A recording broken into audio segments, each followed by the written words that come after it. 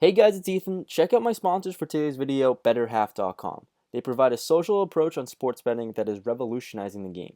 You can participate from anywhere in the country, and they offer sports betting pools run by a number of different influencers. So you pick the pool, the influencers make the pick, and you're notified 10 minutes before the start of the game. Currently, they have NCAA and NBA basketball available, and are also offering a $20 sign-up bonus when you make your first deposit. So let them know I sent you there, and good luck to you guys. What's going on, guys? It's Ethan. Hope you're having a great day. Welcome back to another video on the channel, and today I'm going to do something a little different where I'm going to go over the report of my first 6 months of playing poker seriously. A little bit of clickbait on the title. It's not my legitimate first 6 months, but it's legitimately my first 6 months of taking poker seriously, playing more than just once every 2 weeks or once a month, going on a more consistent basis and talking over hands and doing YouTube and all that stuff. So first, I just really want to give a huge shout out to all the people who have actually said hi to me and came up to me during my sessions at MGM Springfield. I play there as my primary casino, and honestly, I think like recently now, like every time I go, at least 2 or 3 people come up to me and say that they've seen my videos and stuff. So want to give a huge shout out to everyone who has said hi. It's pretty crazy for someone like me who, well, you'll see, like, I'm not that good at poker, I'm not that profitable, but it's crazy that someone like me can have just a little bit of influence and just provide you guys some content and entertainment in a space where I guess there needs to be more content created. But anyways, guys, once again, I really do appreciate it. It's kind of crazy that people say hi. But if you do see me, for people who haven't yet, feel free to stop on over and introduce yourself, because I think that's honestly awesome. That's awesome. But anyways, let's get into this. So cash games, I'll start with that first because that is what I play the most. We'll go to report, and we'll go over just on a monthly basis first. So this starts in September. I'm recording this video on March 2nd right now. So basically, I've played one session in March, and this covers everything from September to February, basically. Not, so September I started in the school year, so kind of started in the beginning. So going over the hours basis, I've played not a whole lot, and I fucking went crazy in February. So I guess we'll just start in the overall first. In cash games, I am up 5,800, making $15 an hour, averaging $85 a session, making 7.45 big blinds an hour, which is a little skewed. I'll go over that a little bit more. That should be a lot higher. In terms of location, MGM Springfield, I've logged 308 hours, and that's where I make most of my money. I played that one casino in Indiana that one time, which was absolutely insane. I made a video of that. Went to Mohegan, I think once. I think that's 2 sessions, actually. There's a home game that I'm down a good amount in, and Twin River absolutely kills me every time I go. And those are my dollars per hour at each location. So MGM Springfield, I only play 1-2 there. So that's been a pretty good experience. And we'll go to by game. 1-2 $20 an hour at 1-2. 1-1 is the home game that I play at on a weekly basis. It's kind of new. It's a pretty crazy home game. It doesn't play as 1-1. It's a $100 cap, but plays almost like 2-5 sometimes with a $100 cap, which is pretty crazy. And I played one session of 2-5 at Twin one time. I played for 2 hours and I got crushed. So that was a good experience. That wasn't the one that I made the video on. That was actually before that. But yeah, I played 2-5 one time the last 6 months, and that was not a fun experience. So that was pretty terrible. During the week, I love Sundays. I keep telling all my friends and buddies to play on Sundays because there was a point where I had one really bad Sunday, but every other Sunday before that, it was at like $90 an hour, and I've played a ton of hours. So for some reason, I run really hot on Sundays. Mondays, not too much, but only play 27 hours. And yeah, I guess Fridays, Saturdays, those are always pretty nice. I'm making decent money there, but make a lot of money on Sundays. Those are pretty good days to play poker on, for me at least. And we already saw by month. Yeah, I like to think I'm increasingly getting better. February was a tough month because it was I ran really hot in February, then ran really bad the last 3 sessions I played. So that was pretty ridiculous. But I like to think I'm getting better. I think but the trajectory and the dollars per hour trend is at least getting better. I started at 17, then went to 26, 29, then had a downswing month in December, which was pretty tough to go through. That's when I started making videos again because, well, I went through a major downswing and wanted to be a little more productive by playing poker instead of just losing a shit ton of money for a month. January, $40 an hour. I ran really well then. February, I played a crazy amount, 97 hours in the day with the shortest month. I don't know what's going on. And I just recently played one session in March, yesterday, as the time I'm making this video. So that one went pretty well. I'll show you the downswing I had in in February. I'll show you a graph too, but shortly, like MGM Springfield down 960, home game down 545, and MGM and that Sunday 1500 in the day. Really just negative variance, running into brick walls, running really bad. Didn't play that great either, but you can see these are some of like my most recent sessions that I've played. Up a grand, down a couple hundred, up a couple hundred, some upswings there. And I guess we'll go over the graph and take a look at how that looks, because I'll tell you, it's pretty shaky. It's not the best. I play some fairly high variance poker to a certain degree here.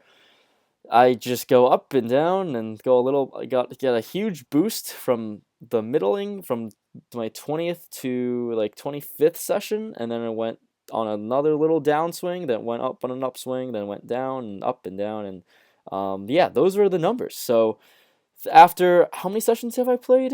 I've played about 68 sessions of cash in 6 months. I'm cashed green, I guess 55% of the time, which is on the lower side of things, but at least it's profitable. And yeah, I wanted to make this video because a lot of people have asked me, like, how are you doing with poker, and are you even profitable and whatnot? And for the most part, I think I am.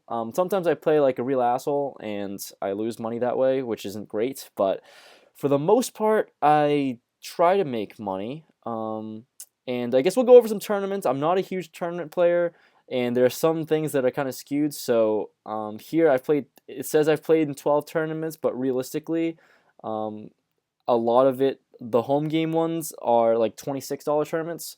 I played a couple tournaments in Springfield. I played one in Indiana, actually. And the one in Mohegan I actually cashed in. So I've played in a couple like legitimate tournaments, and the most of them are like $26 ones. I mean, they're not like crazy, I guess. I wouldn't really call them like legitimate $100, $300 buy-ins, but it's it's something that I put on there just to keep track of things. So down 1,300 in tournaments, and played 35 hours, 36 hours. It's not like yeah, no, I'm just not good at tournaments. I've bought in for 2,000 exactly, okay, and I've won $660 off of it. So not the best in tournaments. I don't know what else to go through. By weekly, that doesn't make any sense. By monthly, that's how it fared off. The main tournaments I played were the ones in Foxwood was a $250 buy-in. I bought in for 2 bullets. I ran almost to day 2, but didn't work out. The MGM Springfield one, I've made a couple videos on. It was the first $150 bounty tournament that they had, and then I bought the Touch of Luck one for 2 bullets.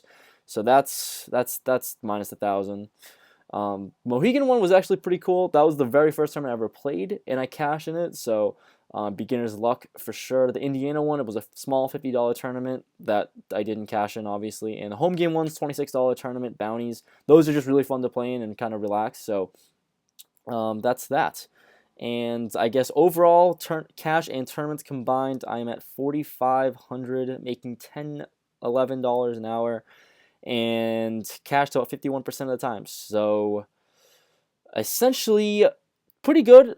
Not bad, not the worst for a college student. It's my first 6 months of taking it legitimately seriously. I have just a long way to go in terms of improving my skill, and there's just a lot to learn that I just really need to get better at and just improve my game. There's a lot of leaks in my game, I think, and especially cash game. Tournaments are honestly just like a fun, I guess, gambling kind of vibe for me. That's how I would categorize tournaments as, and also I'll make a video of a big tournament that I plan, but for the most part, I know I'm not going to cash or make money out of it. If I do, phenomenal, but I think 9 times out of 10 I won't cash in the tournaments because I'm not a good tournament player. I don't have the experience. I don't really know what I'm doing. But that's that. I keep track of my tips and stuff because I don't know. I just press the button. This app is actually really convenient to like track tips and stuff. So I guess it's $1. I tip however much. So those add up over time. So, but that's how much I've tipped so far. But anyways, guys, hopefully you enjoy the video. Just a thing that I wanted to upload. I don't know. I thought it was cool to just let you guys see the other side of things. Make a different kind of video as well. So maybe I'll start posting things non-traditionally than what I have been posting before, like once a week kind of vlogs and hand analysis kind of videos, but some different ones like this and maybe some other ideas that you guys may want to see. So let me know in the comments below if this is something you might be interested in. Leave a like if you want to see more of these videos, and hopefully you enjoyed. I'll see you guys in the next video. Peace out. Thanks for watching. So for all the people still watching till the very end of this video, here's some bonus content for you guys. Thanks for still tuning in.